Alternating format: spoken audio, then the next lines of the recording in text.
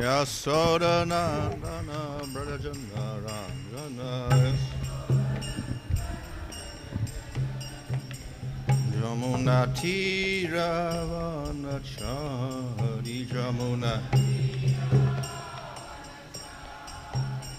Jaya Radha Madhava Kunjabihari Jaya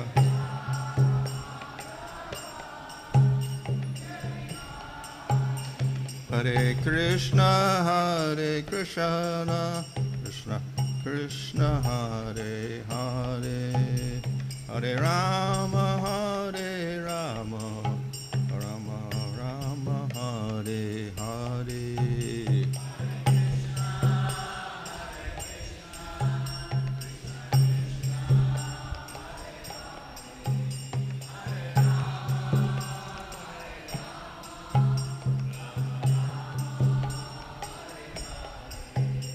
Jaya Prabhupada, Prabhupada, Prabhupada, Jaya Prabhupada, Jaya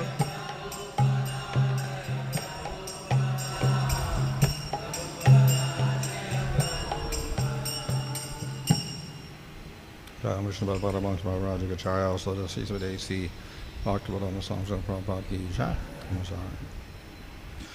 Namacharya Haridas Thakur Ki Jai. Prem se kaho Sri Krishna Chaitanya Prabhu Nityananda Sri Advaita Gadadhar Sri Sri Gaur Bhakta Vrinda Ki Jai Sri Sri Radha Krishna Gopa Gopidas Shyama Kunda Radha Kunda Giri Govardhan Ki Jai Sri Vrindavan Dham Ki Jai Navadip Dham Ki Jai Ganga Jamuna Tulsi Bhakti Devi Ki Jai Ananda Koti Vaishnava Vrinda Ki Jai Samaveta Bhakta Vrinda Ki Jai Go Premanandi. All glory to Samuel devotees, all glory to Samuel devotees, all glory to Samuel devotees. All glory to Shri Guru and Shri Guranga, all glory to Srila Prabhupada. Om Namo Bhagavate Vasudevaya. Om Namo Bhagavate Vasudevaya. Om Namo Bhagavate Vasudevaya. Namo Vishnu Padaya Krishna Prasthaya Bhutale Shrimate Bhaktivedanta Swami Niti Namane Namaste Saraswata Deve Gauravani Pracharane Nirvishesha Shunyavadi Pastatadesha Tarane Sri Krishna Chaitanya Prabhu Nityananda Sri Advaita Gadadhar Sri Gaura Bhakta Vrinda Hare Krishna Krishna Krishna Hare Hare Hare Rama Rama Rama Hare Hare. Reading from Srimad Bhagavatam Canto 12 chapter 10 verse 1. Sūta uvāca sa evam anubhūyedaṁ nārāyaṇa-vinirmitam vaibhavam yoga-māyāyās tameva śaraṇaṁ yayau.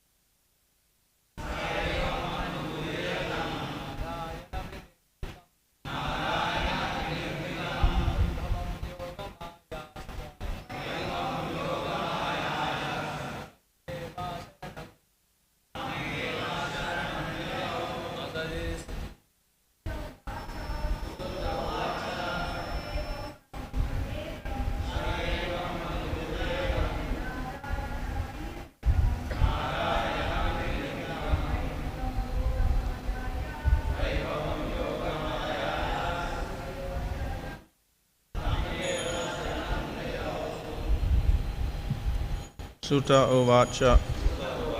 Sūta Gosvāmī said, Sa hi Mārkaṇḍeya evam.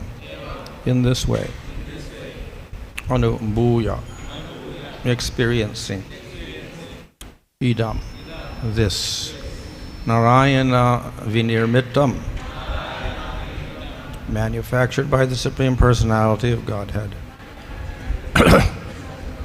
Nārāyaṇa, vaibhavam, opulent exhibition, yoga-māyāyās, of his internal mystic energy.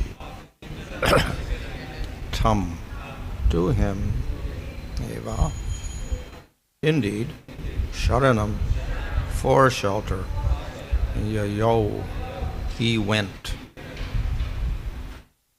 Translation: Sūta Gosvāmī said the Supreme Lord Nārāyaṇa had arranged this opulent display of his bewildering potency. Mārkaṇḍeya Ṛṣi, having experienced it, took shelter of the Lord. Text 2. Sri Mārkaṇḍeya said, O Lord Hari, I take shelter of the soles of your lotus feet, which bestow fearlessness upon all who surrender to them. Even the great demigods are bewildered by your illusory energy, which appears to them in the guise of knowledge.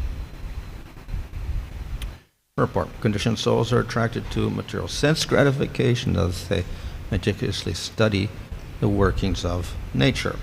Although they appear to be advancing in scientific knowledge, they become increasingly entangled in their false identification with the material body and therefore increasingly merge into ignorance.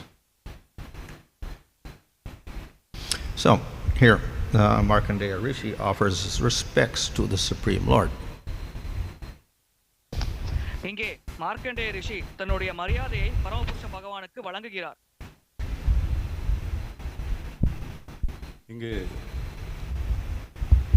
இங்கு மார்க்கண்டேய முனி முழுமுதற் கடவுளுக்கு மரியாதையை செலுத்துகின்றார். So, in this verse, of course, is śaraṇaṁ, yayau, he took shelter of the Lord.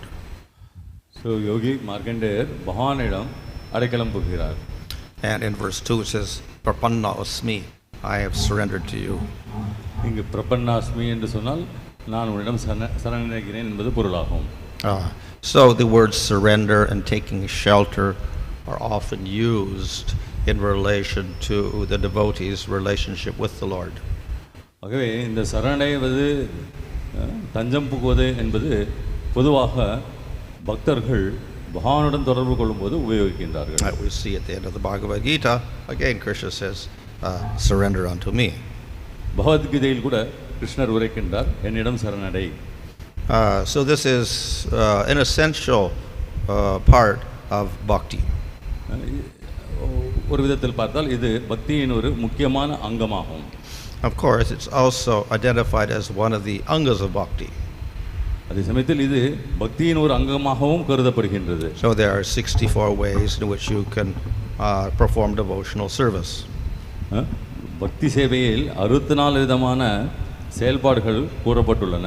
So one can do kirtan, associate with devotees, live in the holy dham, etc. So one of them also is śaraṇaṁ. கீர்த்தனம் செய்வது, பக்தர்களுடைய சங்கத்தில் இருப்பது, தாமத்தில் வசிப்பது என்பதனுடன் சரணடைவது கூட ஒரு அங்கமாக கருதப்படுகிறது.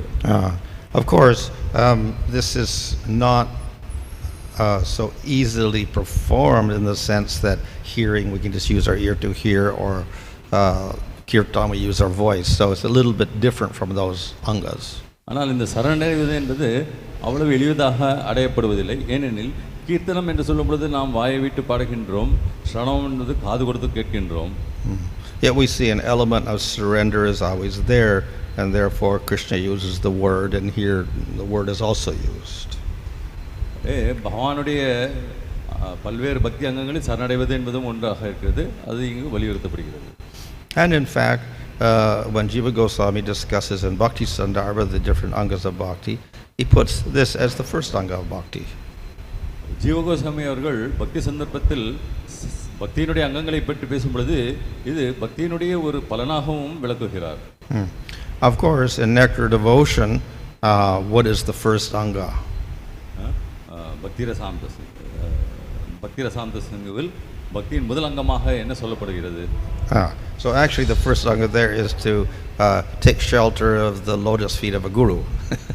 அங்கு சொல்லப்படுவது முதல் அங்கம் குருவினுடைய பாதங்களில் சரணடைய வேண்டும் என்பதாகும்.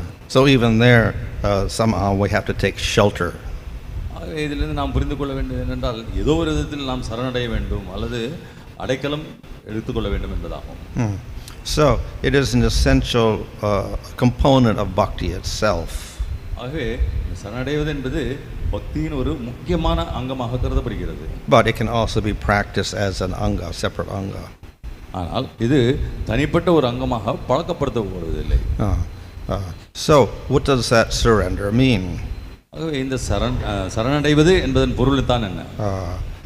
One sense of it is to offer everything to the Lord. ஒரு விதத்தில் பார்த்தால் அனைத்தையும் பகவானுக்கு அர்ப்பணிப்பது என்று பொருள்படும். Another sense is to simply accept the Lord as one's protector. மற்றொரு பொருள் என்னவெனில் பகவானை தன்னை காப்பவராக ஏற்றுக்கொள்வது. And as one's master. மேலும் தனது தலைவராகவும் ஏற்றுக்கொள்வது. So we see that both these concepts are essential to the nature of bhakti. ஆகவே இந்த இரண்டு விதமான விளக்கங்களும் பக்திக்கு முக்கியமான தேவை என்பதை நாம் அறியலாம். So when we accept the process of bhakti, then we have to accept the fact I am the eternal servant of Krishna. ஆகவே பக்தியை பழகுபவர் ஒருவர் நான் பகவானின் நித்தியமான சேவகன் என்ற ஒரு உண்மையை ஏற்றுக்கொள்ள வேண்டும். And if I'm the servant, then Krishna must be the master. நான் சேவகன் என்றால் கிருஷ்ணர் தலைவராக மாறுகிறார். So that concept or faith must be there in all types of bhakti. ஆகவே இந்த ஒரு தத்துவமானது நம்பிக்கையானது பக்தியின் எல்லா விதமான வழிமுறைகளிலும் கடைபிடிக்க வேண்டியதாகும். So that is, we can say, part of the process of surrender. We accept Krishna as the Supreme Lord. ஆகவே சரணடைவது என்பதனுடைய ஒரு பகுதி கிருஷ்ணரை தன்னுடைய தலைவனாக ஏற்பதாகும். So this, because it is essential to bhakti, it's there in the beginning and it's also there in the end. ஆகவே இந்த சரணடைவது என்பது பக்தியின் ஆரம்ப கட்டத்தில் இருக்கின்றது, முடிவிலும் இருக்கின்றது. So therefore Krishna when he instructs Arjuna at the end, that's his instruction, you surrender. ஆகவே தான் கிருஷ்ணர் பகவத்கீதையின் இறுதியில் கூட என்னிடம் சரணடை என்று கூறுகிறார். So this is the beginning. இது ஆரம்ப கட்டமாகும். But that continues all the way through bhakti until the highest levels. ஆனால் இது பக்தியினுடைய உன்னதமான நிலைகளை அடையும் வரை தொடர்ந்து செயல்படுகின்றது. So we see the highest devotees, even the Nityasiddhas, they are surrendering. ஆகவே தான் நாம் பார்க்கின்றோம் உன்னதமான பக்தர்கள் கூட சரணடைகிறார்கள் என்று கூறப்படுவது. So therefore this way we see that it is essential to bhakti itself. ஆகவே இது பக்திக்கு ஒரு அத்தியாவசியமான அங்கமாகும். And we can say maybe when they say surrender, they actually mean I am a devotee of the Lord. ஆகவே ஒருவர் சரணடைகிறார் என்று சொல்லும் பொழுது அவர் தான் பகவானுடைய பக்தர் என்பதை ஏற்கிறார் என்பதாகும். So often when they surrender, they say I surrender to the lotus feet of the Lord. ஆகவே சாதாரணமாக சரணடைகிறேன் என்று சொல்லும் பொழுது நான் பகவானுடைய பாதகமலங்களில் சரணடைகிறேன் என்று கூறுகிறார்கள். So why feet? ஏன் அவருடைய பாதங்களை தேர்ந்தெடுக்க வேண்டும்? So we will find that very, very often this expression about serving the feet and surrendering to the feet is mentioned. சாதாரணமாக நாம் பார்க்கும் பொழுது எங்குமே அவருடைய பாதங்களுக்கு சேவை செய்கின்றோம், அவரது மலர் பாதங்களில் சரணடைகிறோம் என்று கூறுகிறார்கள். So this implies one other aspect of that surrender. Surrender has 6 parts to it. So one of the aspects is feeling oneself very small and insignificant. இந்த சரணாகதியின் ஒரு தன்மை என்னவெனில் தன்னை ஒரு அணுவளவாக கருதி கொள்வதாகும். We can say extreme humility. Extreme humility. அதாவது அவர் முழுமையாக தன்னை ஒரு பணிவோடு அன்புடன் பார்த்துக் கொள்கிறார், கருதுகிறார். So of course in Sanskrit we call that dainya or humility. இது சமஸ்கிருதத்தில் பணிவு என்று சொல்லப்படுகிறது. Or when talking about the 6 aspects of surrender, it's called karpanya, to feel oneself very miserable and low. ஆகவே இந்த சரணடைவம் என்று சொல்லும் பொழுது தான் ஒரு தாழ்ந்த நிலையில் இருப்பதாக ஒருவர் கருதி கொள்கிறார். So because we are low, we are in the lowest position. நாம் தாழ்ந்த நிலையில் இருப்பதால் தாழ்மையானவர்களாக கருதி கொள்கிறோம். So at best we can approach the feet of the Lord, not the head. ஆகவே தான் நாம் பகவானுடைய பாதங்களை அணுகுகின்றோம். And of course often they don't even talk about the feet, they talk about the dust from the feet. சாதாரணமாக நாம் பாத கமலங்கள் என்று கூட சொல்வதில்லை, அங்குள்ள ஒரு தூசியாக கருதி கொள்வதாக சொல்கிறோம். So they can get the dust or touch the dust from the feet, they consider themselves very fortunate.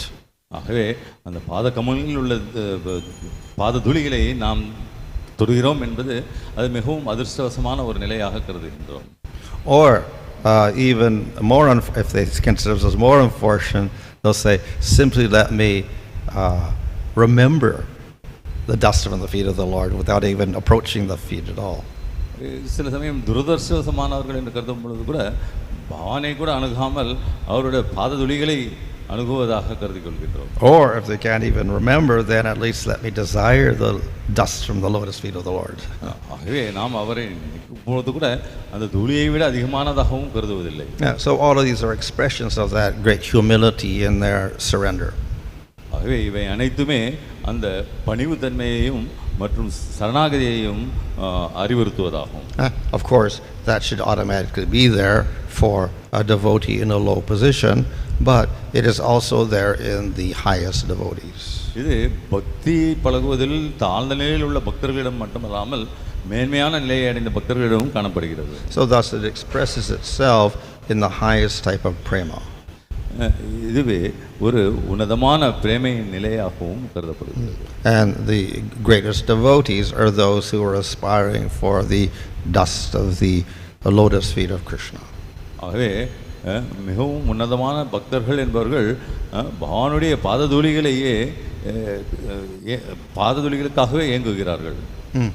So as I said, that surrender is there from the beginning and will continue until the perfection of bhakti. ஆகவே தான் நாம் அந்த சரணாகதி என்பது பக்தியின் ஆரம்ப கட்டத்திலிருந்து உன்னதமான நிலையை அடையும் பொழுது கூட தொடர்ந்து இருக்கின்றது, நீடித்திருக்கின்றது என்று கூறுகிறோம். So here Mārkaṇḍeya, he surrenders to the Lord. இங்கு மார்க்கண்டேய முனி அவர்கள் பகவானிடம் சரணடைகின்றார். And he also describes the feet of the Lord. மேலும் பகவானது பாதகமலங்களையும் அவர் வர்ணிக்கின்றார். Of course there are many descriptions of feet of the Lord. பகவானுடைய பாதகமலங்களை பற்றிய பல்வேறு விதமான வர்ணனைகள் இருக்கின்றன. So here he says that they bestow fearlessness for the devotee. இங்கு அவர் குறிப்பிடுவது என்னவென்றால் பக்தர்களுக்கு ஒரு பயமற்ற தன்மையை இப்பாதகமலங்கள் உருவாக்குகின்றன என்று சொல்கிறார். Of course normally we talk about fear of samsara, fear of the material world. சாதாரணமாக நாம் இங்கு பயத்தை பற்றி குறிப்பிடும் பொழுது இந்த சம்சார சாகரத்தினை பற்றிய பயத்தையே குறிப்பிடுகிறோம்.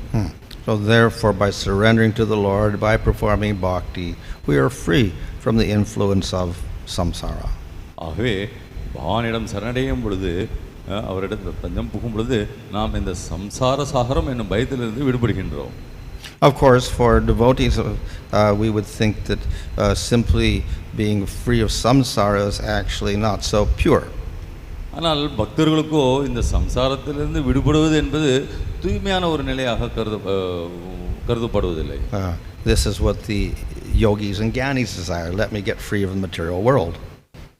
இதே யோகிகளும் ஞானிகளும் முக்கியமாக கருதுகிறார்கள். But surrender to the Lord obviously gives that also, because by surrender you go to the spiritual world, so you're free from material world. Okay, பகவானிடம் சரணடைவது என்பது நமக்கு இந்த சம்சார சாகரத்திலிருந்து விடுதலையை கொடுக்கின்றது. But on the other hand, the lotus feet, surrender to the lotus feet obviously gets much more than simply getting free of the material world. ஆனால் அதே சமயத்தில் பகவானுடைய மலர்பாத கமலங்களில் சரணடைவது என்பது இந்த சம்சார சாகரத்திலிருந்து விடுபடுவதை விட மேலானது ஒரு காரியமாகும். So, therefore, the other aspect of surrendering to the lotus feet is not only we get rid of the material world, but we get spiritual world. ஆகவே பகவானுடைய மலர்பாத கமலங்களில் சரணடைவது என்பது நமக்கு இந்த சம்சார சாகரத்திலிருந்து விடுதலை கொடுப்பது மட்டுமல்லாமல் நம்மை ஆன்மீக உலகத்திற்கும் அழைத்து செல்கிறது. Now, in the spiritual world, there will not be fear. ஆனால் ஆன்மீக உலகத்தில் இந்த பயம் என்பது இருப்பதில்லை. There is no possibility of falling from the spiritual world.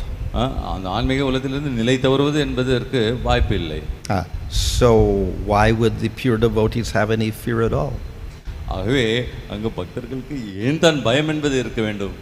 So therefore, this idea of getting rid of fear can be taken in another way. ஆகவே இந்த பயத்திலிருந்து விடுபடுவது என்னும் எண்ணம் வேறு விதத்தில் விளக்கப்படுகிறது. So, of course, we do have a fear in the spiritual world, that is fear of separation from the Lord. அங்கு இருக்கும் பயம் என்பது பகவானிடமிருந்து தனிமைப்படுத்தப்படுவது என்பதாகும். And the Lord always reciprocates with the devotees, so therefore, if he does separate, he returns.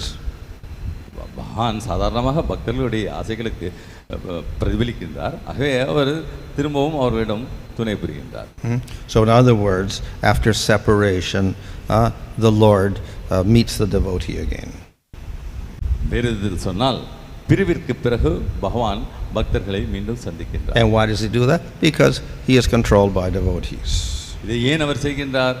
பக்தர்களின் அன்பினால் அவர் கட்டுப்படுத்தப்படுவதால். So by surrendering to the feet of the Lord, those feet will give us a meeting with the Supreme Lord.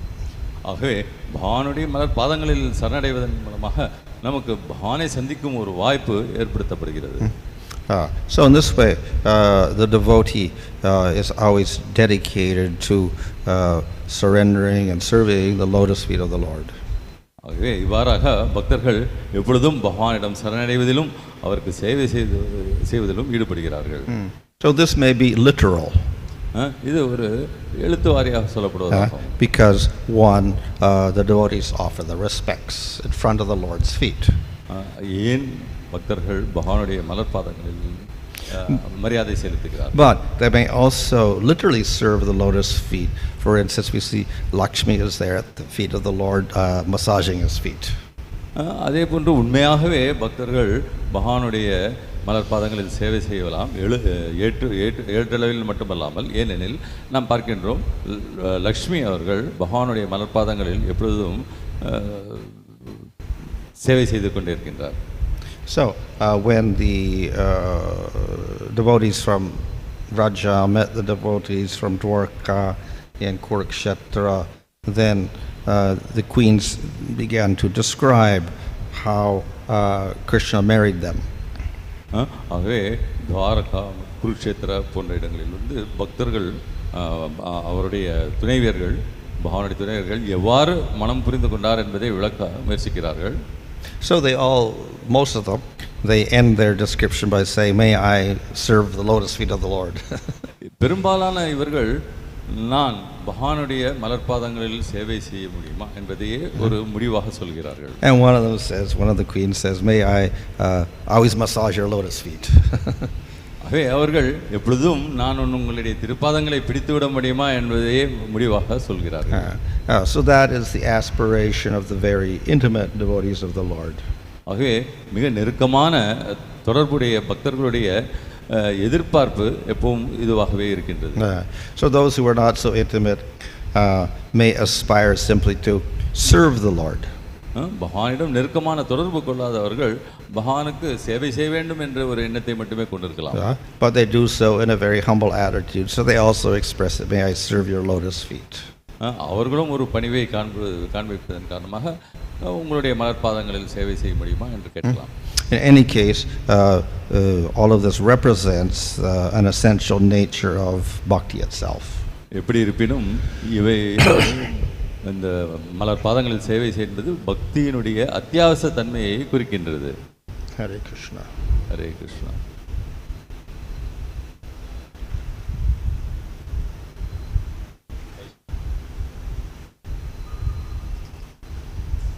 Hare Krishna Maharaj. Maharaj, in Sayujya Mukti, does we lose our identity or still do we have identity there?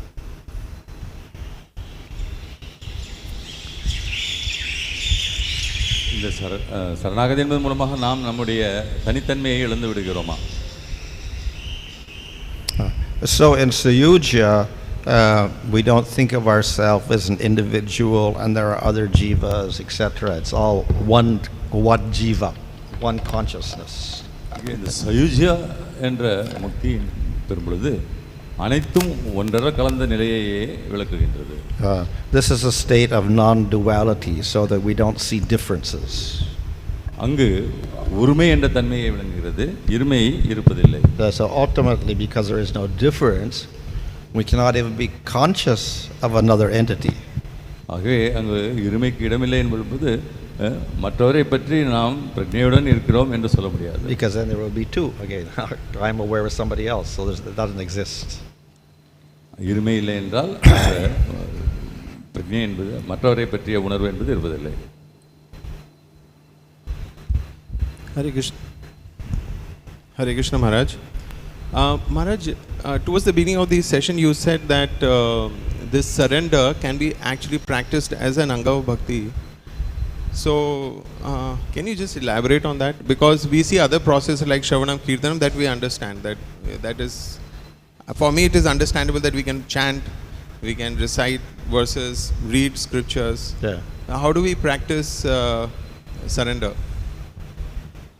சரணாகதி என்பது பாதங்களில் சரணடைவது என்று விளக்கினீர்கள். ஆனால் என்னை பொறுத்தவரையில் ஜபம் செய்வது, படிப்பது என்பது கூட சரணாகதியில் ஏற்றுக்கொள்ளப்படுகிறது என்று நினைக்கின்றேன். ஆகவே சரணடைவது என்பதை நாம் எவ்வாறு செய்ய வேண்டும்? So in enumerating the 64 angas of bhakti, Sūta Gosvāmī groups some as physical bodily things. இந்த பக்தியின் பல்வேறு அங்கங்களை பிரிவுபடுத்தும் பொழுது ரூப கோஸ்வாமி அவர்கள் சில செயல்களை உடல் சரீரத்தின் ரீதியாக செய்யப்படும் செயல்களாக கூறுகிறார். Such as putting tilak on the body. உதாரணத்திற்கு திலகமிட்டுக் கொள்வது, or offering pranamas with your whole body.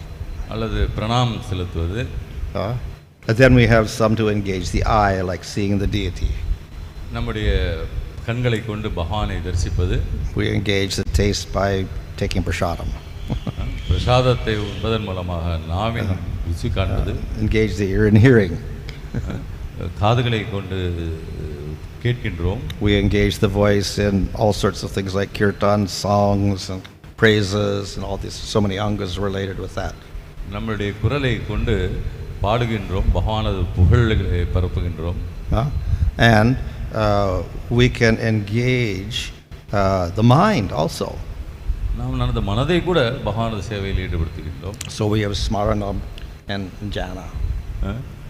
நினைவில் கொள்வது என்பது, ஜபம் கொள்வது என்பது, இவையெல்லாம் மனதினுடைய செயல்களாக கருதப்படலாம். We have some mixed angas such as archana, where you engage your physical body, you engage your mind, you engage your senses also. ஆகவே அர்ச்சனை என்பதன் மூலமாக நமது மனம், மனது உடல் என்று இரண்டையும் கலந்து ஈடுபடுத்துகின்றோம். And then we have others who also engage the mind, such as sakya, dasya, which you can't say are engaging a sense as such, but we're meditating, we're a servant, we're meditating, or we're a friend, etc. So we're using the mind for that also. சாக்கிய தாசிய ரசங்களில் நாம் நமது மனதை உபயோகப்படுத்துகிறோம். So therefore, śaraṇagati and ātmanavedana are classed in that group. ātmanavedana and śaraṇagati. சரணாகதி என்பதில் கூட நாம் இவ்வாறு உபயோகப்படுத்துகிறோம். Yeah. And of course we see that ātmanavedana is also there as one of the 9 elements in Prahlad's description. பிரகலாதர் விளக்கும் 9 வழிமுறைகளில் ஆத்ம நிவேதனம் கூட என்பது இருப்பதை காணலாம். So they involve not the body or the gross senses, external senses, but they involve the mind. அவர்கள் தன்னுடைய சரீரங்களையும்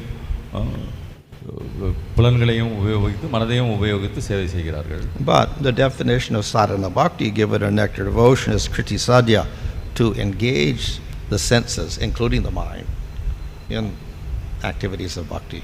சாதன பக்திக்கான விளக்கத்தை கூறும் பொழுது அங்கு தன்னுடைய புலன்களையும் மனதையும் பக்தியின் சேவையில் ஈடுபடுத்த வேண்டும் என்பதாகும். So therefore not all of the activities are, we can say, physical. ஆகவே அனைத்து செயல்களும் பக்தி சேவைகளும் ஒரே நிலையில் இல்லை. So Maharaj, we see that among Sri Vaishnavas, that's what I've heard, that they once they decide or express their surrender to the Lord, that is sufficient actually to take them back to the spiritual world. So it is more of a mental attitude that they develop, and that is what gives them perfection. இந்த speaker Sri வைஷ்ணவர்கள் பார்க்கும் பொழுது அவர்கள் மனதளவில் நினைத்தாலோ இல்லது ஆசை கொண்டாலோ போதும் அதுவே சரணாகதி என்று விளக்கப்படுவதாக சொல்கிறார்கள். இதை நாம் எவ்வாறு புரிந்து கொள்வோம்? Yeah, at least part of the sampradaya has that belief. So that is like the simple method of attaining the Lord. அது அவர்களுடைய சம்பாதத்தின் வழிமுறையாக இருக்கிறதெல்லாம் ஒரு மிக எளிமையான ஒரு வழிமுறையாக கருதப்படுகிறது. Of course their definitions are a little different, because when they say about this, surrender is preferable to bhakti. That bhakti is a little bit of a different definition, because our bhakti includes that surrender. ஆகவே அவர்கள் சொல்லும் பொழுது பக்திக்கு அப்பாற்பட்டதாக சரணாகதியை சொல்கிறார்கள். ஆனால் நம்முடைய விளக்கத்தின் பிரகாரம் சரணாகதி என்பது பக்தியினுடைய ஒரு அங்கமாக கருதப்படுகிறது.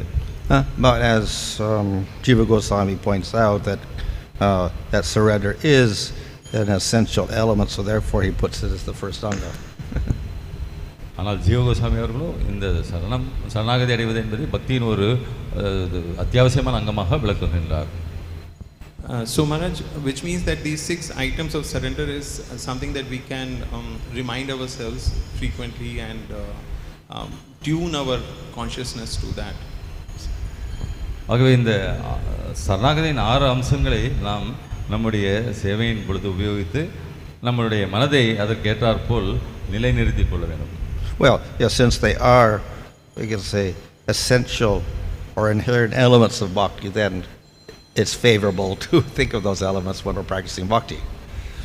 உண்மையே இது பக்தியிற்கு ஒரு சாதகமான நிலையை கொடுக்கக்கூடிய செயல்களாகும். ஆகவே இவற்றை நாம் மேற்கொண்டே ஆக வேண்டும்.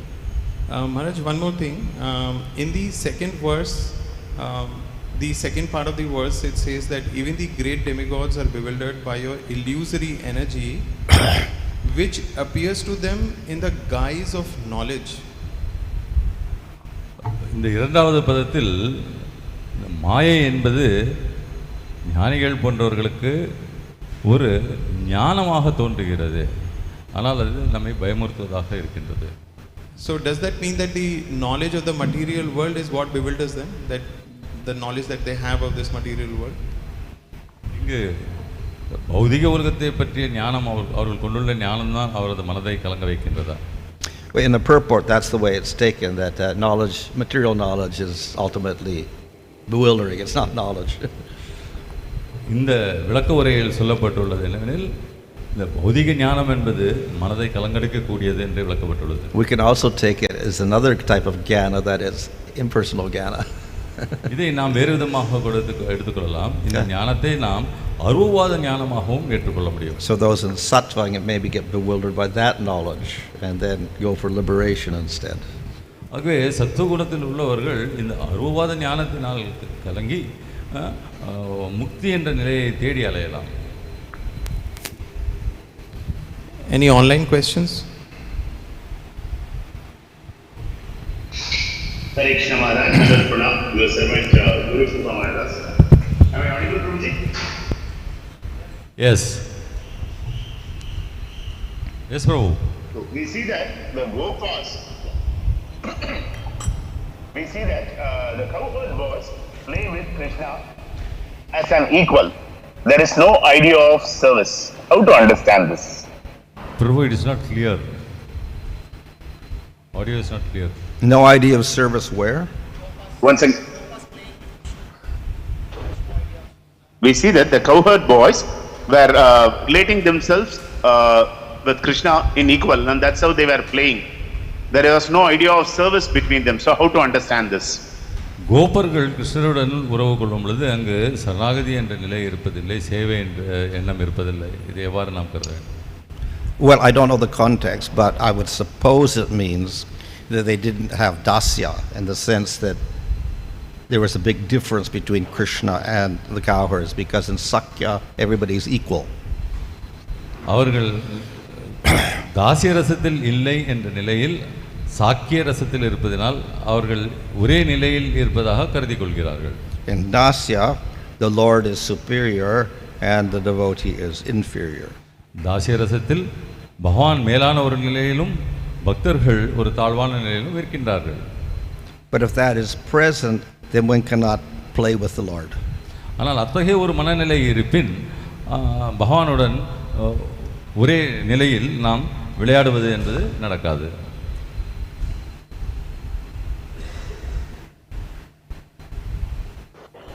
Thank you so much, Maharaj. No more questions from online. Jai.